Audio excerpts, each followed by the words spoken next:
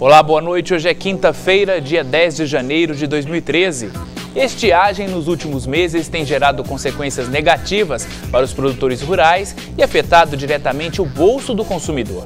As chuvas fortes de final de tarde chegaram e com elas os problemas. O prefeito de Uberlândia fala sobre as ações que devem ser desenvolvidas durante o ano. Um especialista no estúdio fala sobre o clima e os cuidados com raios durante as tempestades. Nós acompanhamos também uma blitz educativa realizada hoje na cidade. E mais, tudo sobre a preparação do time de basquete de Uberlândia para a disputa que acontece daqui a pouquinho. É o que você vai ver agora no TVU Notícias, que já está no ar.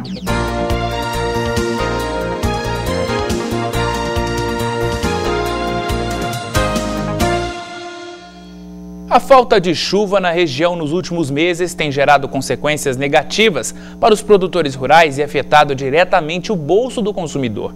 Legumes e verduras estão com o dobro do preço por causa da estiagem e os reservatórios de água estão abaixo do nível médio.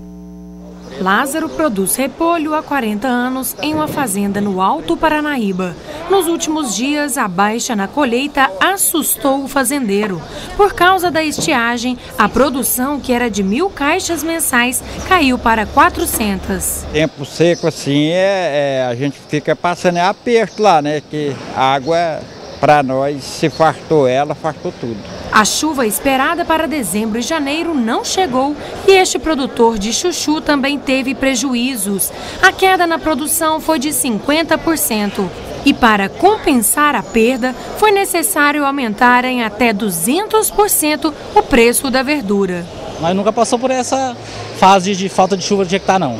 Calor grande demais, aí a produção faz cair demais da conta e o preço vai no alto, sobe muito. A falta de chuva não atrapalha apenas o setor de alimentação, mas prejudica inclusive o abastecimento de água. Nos últimos 30 dias, os reservatórios de Uberlândia estão com nível abaixo da média, o que chega em torno de 20%. Hoje o nosso sistema de represa, sistema Bom Jardim, eu tenho um nível máximo em torno de 3 metros. Nós estamos trabalhando agora, nesse período atípico, com aproximadamente 2,55 metros. O que se era esperado para esse momento era em torno de 2,80, que nos daria uma tranquilidade no sistema de abastecimento. Contudo, mesmo com os 2,55, nós estamos muito tranquilos com relação ao abastecimento. Se os dias estão mais quentes, o consumo de água é maior. E com os reservatórios abaixo do nível, a consequência pode ser dificuldades no abastecimento. Existem alguns processos operacionais que eles são intensificados nesses momentos preocupantes. Eu deixo de usar uma turbina hidráulica que tem um consumo maior de água e passo a usar o sistema elétrico, mantendo o abastecimento da cidade dentro das necessidades de produção de água para o abastecimento da população. Mas, segundo o diretor-geral do Departamento de Água e Esgoto de Uberlândia, DEMAI, a situação está controlada e não deve faltar água para os moradores da cidade.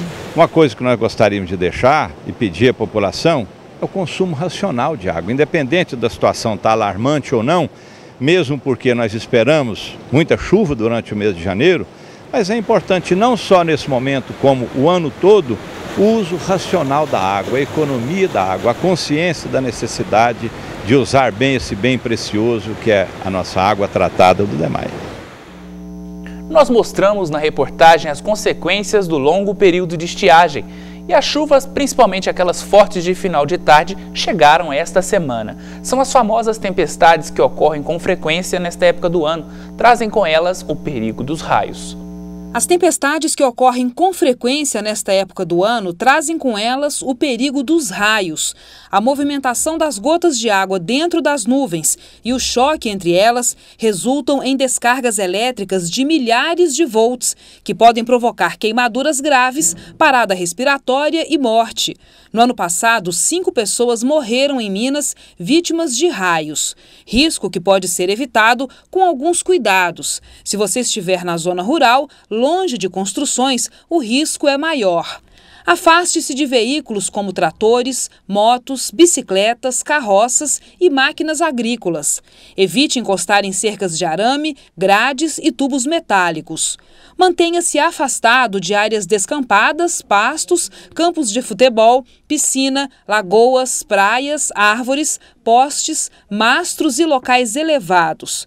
Este engenheiro da CEMIG diz o que deve ser feito caso não seja possível se abrigar em alguma construção de alvenaria ou dentro de um veículo fechado. Ela deve ficar abaixada, sozinha e com os pés juntos. É muito importante que os pés estejam juntos. Tendo mais de uma pessoa, cada uma fica no seu lugar ali. Elas não devem dar as mãos. Na área urbana, os para-raios reduzem o risco. Mesmo assim, alguns cuidados devem ser observados para evitar os choques. Desligar a cerca elétrica, evitar falar ao telefone com fio ou celulares conectados a carregadores, não ligar o chuveiro. Tirar da tomada os eletrodomésticos e aparelhos eletrônicos para que eles não estraguem. Além dos raios, as chuvas trazem outros riscos de descargas elétricas. Além de desconectar os aparelhos das tomadas, tirar os plugs, as antenas também devem ser desconectadas. Por exemplo, atrás da televisão, aquele fiozinho ele deve ser desconectado, porque a antena ela é o ponto mais alto da edificação e ela pode funcionar como um para-raio naquele instante. Então ela vai atrair a descarga e vai conduzir para o aparelho e causar danos e até um acidente. E para falar um pouco mais sobre este assunto que acabamos de ver na reportagem, eu converso agora com Washington Luiz Assunção, professor de Geografia da Universidade Federal de Uberlândia e também do Laboratório de Climatologia da Universidade. Então, nós mostramos nas duas reportagens os problemas, né? A longa estiagem e agora a chegada das chuvas. Esse ano foi um ano atípico? Bem, cada ano é um pouco diferente do outro, né? Sempre foge da média.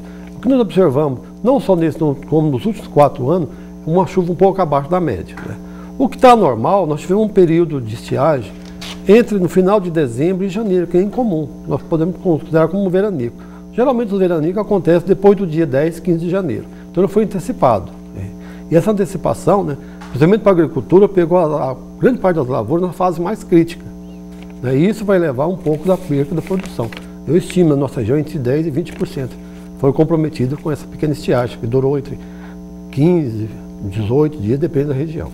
E essas chuvas agora que começaram essa semana, essas chuvas aí de final de tarde, são comuns? São, né? Dezembro e janeiro são os meses que mais chove em Uberlândia. Cerca de 40% da precipitação anual cai nesse período, né? E geralmente tem um aquecimento maior durante o dia e à tarde com uma chuva mais intensa. Foi o que aconteceu ontem, uma chuva de 46 milímetros no final da tarde. E nós mostramos também sobre a questão dos raios, né? Em São Paulo, por exemplo, morreram pessoas na praia por causa dos raios e também foram vários acidentes envolvendo raios. Queria que você explicasse um pouquinho para quem está em casa essa questão, essa formação de um raio. Bem, o raio está com uma chuva intensa, granizo, está sempre ligado a um nuvem que nós chamamos de cúmulos nimbus, né? É uma nuvem que tem um grande isolamento vertical, né? E ela tem muita energia. Então, sempre acontece com essa descarga. É comum no Brasil, né? Também na região litorânea é maior a quantidade de raios. Mas no Brasil cai uma quantidade de raios. Na nossa região estima que só no Triângulo Mineiro em torno de 300 mil raios por ano. Então, é uma coisa comum, né? Está ligado com essas nuvens que nós chamamos de cúmulos nimbus. E os cuidados que as pessoas devem tomar? Por exemplo, não ir para a piscina, tem gente em casa que tampa espelho, enfim, isso ajuda alguma coisa? Os cuidados que a gente tem, né, não ficar exposto na chuva, né, principalmente nas áreas abertas, que você pode tornar um para-raio. Acontece muito no litoral, a pessoa está em alto mar e está em pé num barco, ela passa a ser como funciona como para-raio, a parte mais alta que tem, né, o raio vai cair sobre ela. Nossa região, que a gente aconselha é evitar andar na enxurrada, né, usar principalmente o telefone, qualquer aparelho, desligar os aparelhos domésticos, né? Se você está usando o telefone, só se for um caso de emergência, que pode ocorrer um raio na rede de telefone e ele chegar até a sua residência, né, se você der com um aparelho no ouvido. Então, e principalmente, né, evitar a enxurrada, né? Certo. Para encerrar, como está a previsão, então, para Uberlândia nos próximos dias? Vamos dizer que, graças a Deus, né, a chuva chegou, né? Até segunda-feira, a previsão de muita chuva na nossa região. Nós estamos estimando a previsão entre 120 e 150 milímetros, né? Então, de fato, a chuva que não era esperada em dezembro, que esteve a torno de 150 milímetros abaixo da média, né, vai cair agora em janeiro. Com isso, né, eu acho que a situação, principalmente da agricultura, volta à normalidade e principalmente vamos começar a ter aquela água suficiente para começar a encher nossos reservatórios, que está preocupante, né? O volume de água que nós temos, tanto até no Beirabim, para o abastecimento de Uberlândia, já está meio comprometido abaixo nível da água. Obrigado pela entrevista, professor. Boa noite. Foi um prazer. Obrigado. O prefeito Gilmar Machado, a coordenadora da Defesa Civil Flávia Carvalho e integrantes da Comissão de Gestão e Gerenciamento de Crise Pluviométrica concederam entrevista coletiva hoje para apresentar um relatório da operação realizada durante o temporal de ontem à noite e divulgar as estratégias de ações que serão adotadas pela comissão daqui para frente. Bombeiros, Polícia Militar e Administração esclareceram sobre os principais problemas enfrentados durante as tempestades em Uberlândia. Segundo o comandante da 9ª Região Integrada de Segurança Pública, os moradores devem ficar atentos aos cuidados de segurança em casos de alagamentos. Que as pessoas se adequem, se preparem para medidas de autoproteção. E algumas são básicas nesse período de chuva. Primeiro, que evitem locais alagados, porque esses locais alagados podem reservar surpresa na própria via. Pode ter um duto, esse duto rompido, ou crateras, que vai colocar em risco aquele cidadão e às vezes até sua família que possa estar naquele veículo. Outra coisa é a questão de abrigar. Então a gente sempre sugere o seguinte, é importante que as pessoas escolham locais elevados, locais seguros e sem nenhuma descobertos de árvore ou qualquer situação que possa atrair raios e também ser alvo até de um possível tombamento e colocá-los também em risco. Evitar que o lixo doméstico seja colocado nas ruas, principalmente próximo às bocas de lobo, e que as pessoas também estabeleçam nesses momentos de chuva itinerários alternativos, porque Uberlândia é privilegiada em termos de acesso. De acordo com a Defesa Civil, as equipes estão preparadas para atender aos chamados de urgência e seguir todas as etapas do plano de emergência pluviométrica. Esse plano de ação mais iminente é estarmos todos de pronto atendimento. Porque, estando cada um do seu posto, mediante a chuva, mediante um sinal de alerta que nós damos o start, né? Então, acionar cada uma das secretarias para que cada um possa vir fechar. O CETRAN vem, fecha o trânsito, o DEMAI vem, vai fazer a limpeza, os serviços urbanos vem, vai podar as árvores, o Corpo de Bombeiro vem a salvar as vidas. Então, cada um de nós tem uma função muito específica e a nossa está fazendo toda essa integração. Na tarde de ontem, em menos de 2 horas, choveu 44 milímetros na cidade e pelo menos 18 áreas de alagamento foram registradas pela Defesa Civil. E é por isso que a partir de agora a Prefeitura deve intervir principalmente na questão do escoamento de água nos bairros mais antigos da cidade. Nós temos que resolver o problema, né, de canalização, por exemplo, no bairro Brasil, que são tubulações antigas, que não tem muita boca de lobo, né, para o escoamento da água, então por isso que ela passa por cima da calçada. Nós temos problemas sérios no Santa Mônica, que também são bairros mais antigos e que não tem ainda uma estrutura, e nós vamos ter que fazer intervenções. Sabemos que vamos ter que fazer uma grande intervenção ali na região do Camaro, né, porque ali toda vez que chove tem problema. Já faz parte do nosso projeto, né, fazer intervenções em pontos de estrangulamento, como nós já sabemos que ali é um ponto de estrangulamento, como sabemos ali na Silvio Rugani é um outro ponto de estrangulamento, e nós estamos estudando uma forma para Getúlio Vargas, que é uma das áreas mais antigas de Uberlândia, e ali é um córrego, né, e nós sabemos que ali, toda vez que chove, ali tem problema.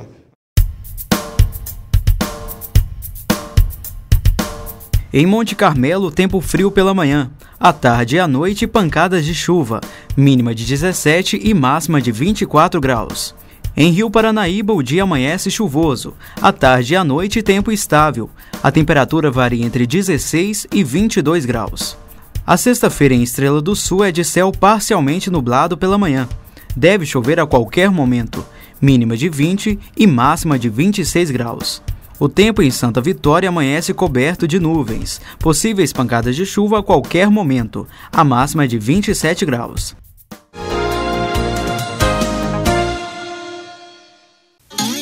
O Brasil tem tudo para ser um dos maiores produtores de pescado. O Plano Safra da Pesca e Aquicultura veio fortalecer o setor com crédito e investimentos para renovar barcos, construir viveiros, modernizar a indústria e a comercialização do pescado. Mais de 300 mil famílias serão beneficiadas. Plano Safra da Pesca e Aquicultura. Saiba mais, mpa.gov.br. Governo Federal. O curso técnico em análises clínicas da UFO habilita profissionais para atuar em diversos ambientes de trabalho, como hospitais públicos e privados e laboratórios de análises clínicas, com procedimentos como coleta e análises microbiológicas, morfológicas, químicas e físicas de fluidos e tecidos orgânicos. Seja um técnico de análises clínicas. Venha para a UFO. A gente quer proteger a família. Todo pai quer. Eu tinha uma arma em casa. Mas o meu filho achou. Ele tinha só 8 anos. Você não sabe o que é perder um filho. Se eu pudesse voltar no tempo... A arma não é proteção. Hoje eu sei. Proteja sua família. Desarme-se. Campanha Nacional do Desarmamento. Governo Federal. As parcelas do IPVA, Imposto sobre Propriedade de Veículos Automotores, vencem na próxima semana. E para orientar os motoristas, Polícia Militar, CETRAN e Secretaria de Estado da Fazenda fizeram uma blitz educativa. Nós estamos fazendo uma blitz educativa sobre o vencimento do IPVA a partir do dia 14. Então aqui está a tabela, viu? O valor de seguro, a taxa de financiamento. Viu? Certinho. Bom, e obrigado pela atenção. De nada, obrigado a você. O recado foi dado. É hora de ficar em dia com os impostos dos veículos. Motoristas devem estar atentos aos prazos de pagamento do IPVA, licenciamento do veículo e seguro obrigatório. E para esclarecer as dúvidas, uma blitz educativa foi realizada na região central da cidade. Com a distribuição de folder que contém todas as informações sobre o IPVA, o que é, como se calcula, onde pagar, como pagar. Também está sendo distribuída uma tabela de vencimentos do IPVA 2013, que se inicia agora no próximo dia 14, com os veículos de final de placa 1. Lembrando que aquele que deseja realizar o pagamento integral e obter o desconto, deve realizar o pagamento nas datas fixadas pela tabela. Uberlândia conta com uma frota de 341.651 veículos e a arrecadação do IPVA neste ano deve passar dos 151 milhões de reais. O dinheiro que sai do bolso do motorista é investido em infraestrutura. 40% da arrecadação do IPVA é direcionada ao município, 40% ao Estado e 20% ao Fundeb, que é o Fundo de Desenvolvimento da Educação Básica do Governo Federal. A aplicação desses recursos é com base na prestação de serviços públicos, como saúde, segurança e educação. Isso de acordo com o previsto no orçamento de cada ente, tanto do Estado quanto do município. Os motoristas abordados já estão conscientes da importância em manter o pagamento dos impostos em dia. A partir do momento que está todo mundo em dia, a gente pode cobrar melhores estradas, melhores vias para a gente estar podendo andar. Mesmo com campanhas educativas, muitos motoristas deixam de pagar o IPVA. No ano passado, cerca de 80 mil veículos não tiveram o imposto quitado, o que representa 25% da frota de Uberlândia. Destes, a maioria são motos. Aqueles que forem surpreendidos e não estiver portando a documentação de 2012, que venceu em outubro, né, do ano passado, aí sim nós estaremos tomando as providências necessárias. No caso, é a remoção do veículo e as notificações devidas. Agora nós vamos falar sobre direito. Qual a orientação para um casal que quer comprar ou financiar um imóvel? Para falar sobre este assunto, eu converso agora com Dulcimeire de Menezes Mota, que é advogada e presidente da Comissão de Direito da Família da OAB. Boa noite, Dulce. Boa noite. Então, com essa onda aí da venda de imóveis, né, compra e venda de imóveis, quem fez um financiamento, um casal que fez um financiamento e se separa, e aí, como fazer? Bom, primeiro vai ter que saber qual foi o regime que eles escolheram para efetivar o casamento, que a gente tem 4 regimes hoje. O mais comum é a comunhão parcial de bens, que é o mais usado, né? E nesse caso aí, se o casal adquiriu o imóvel, né, não importa se só um está pagando, mas foi durante a constância do casamento, essa parte do pagamento, esse valor financiado, vai ser partilhado. Agora, se aquele que optou ficar com o imóvel financiado, ele pode continuar com o financiamento, só que ele tem que partilhar, né, fazer o pagamento da parte que cabe daquele valor durante a união. E se o imóvel ainda está em construção, muda alguma coisa? Não, da mesma forma vai ser partilhado, eles apenas não vão fazer uso do imóvel, né? Mas se houve pagamentos e houver a separação, aquele que optar pela venda ou ficar com o imóvel, de qualquer forma vai ter que partilhar a parte que cabe a outro cônjuge. E para garantir então esse pagamento de quem pagou mais ou para quem não pagou nada, isso como deve ser feito isso para não ter problema? Não importa quem pagou mais, se foi só um que pagou, se só um estava trabalhando no momento da aquisição. O importante é que, se foi adquirido na constância do casamento, né, sobre o regime da comunhão parcial, da comunhão total de bens, esse imóvel vai ser partilhado igualmente em 50%. Ou o valor total do imóvel ou o valor das parcelas pagas. Existe diferença para quem é casado legalmente, para quem tem apenas união estável e para quem é apenas amaziado?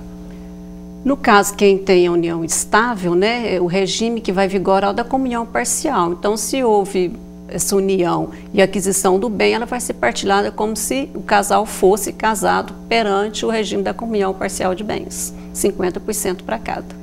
Dos bens adquiridos na constância dessa união. E nesses casos, para quem utilizou o FGTS para comprar o imóvel, o que fazer?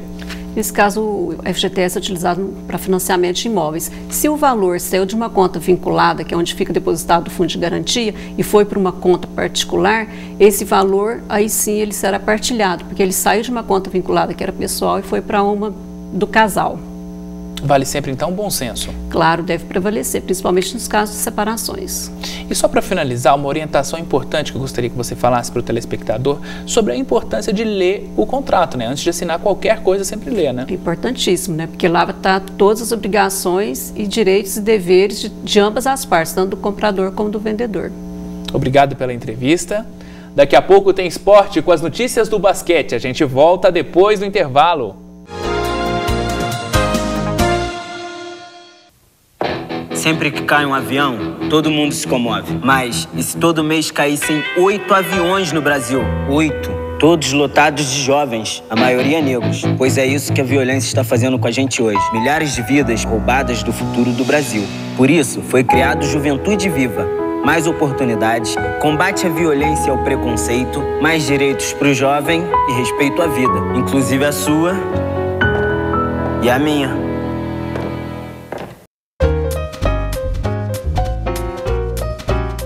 O curso técnico em enfermagem da UFO possui a melhor estrutura de ensino teórico e prático.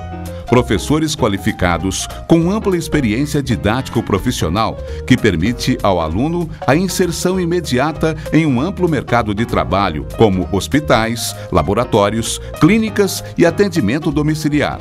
Venha para a Universidade Federal de Uberlândia. O pessoal da sua rua não dá chance pra dengue, hein? Não custa nada a gente fazer a nossa parte, né? Os casos de dengue estão diminuindo, mas não deixa a prevenção de lado.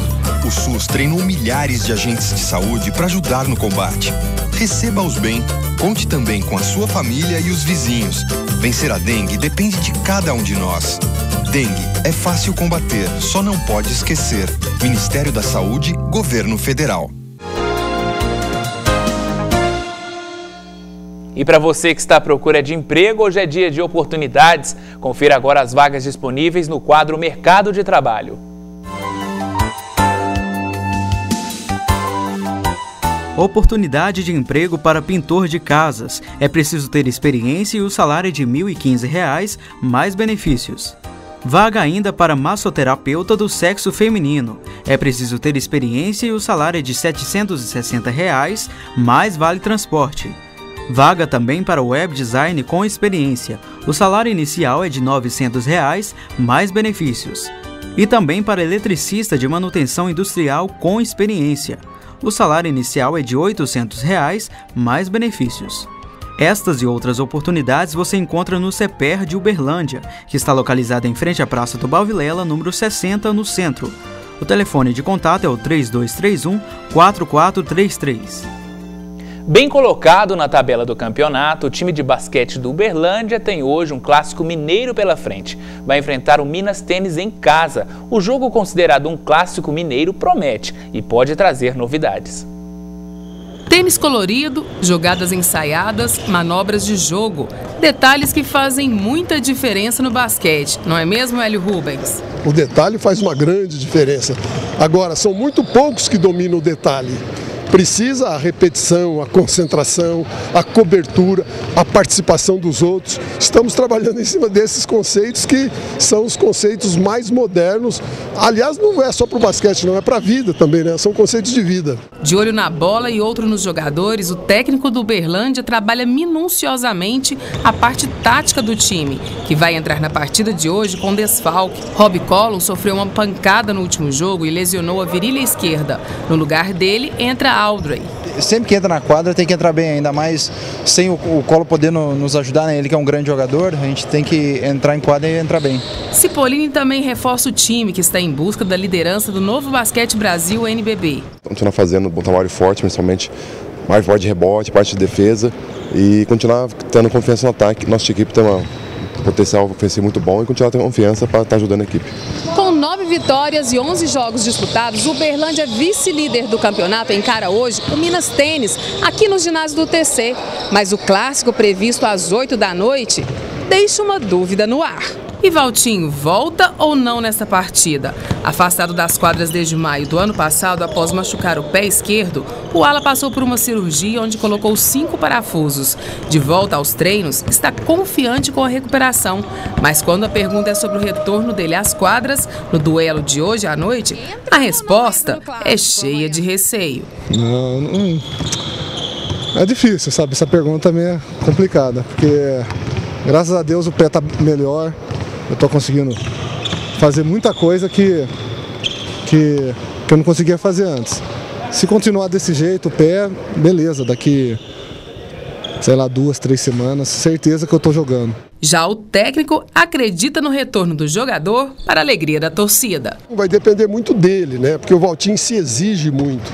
Se ele tiver aí com 60% de possibilidade, possivelmente ele não queira.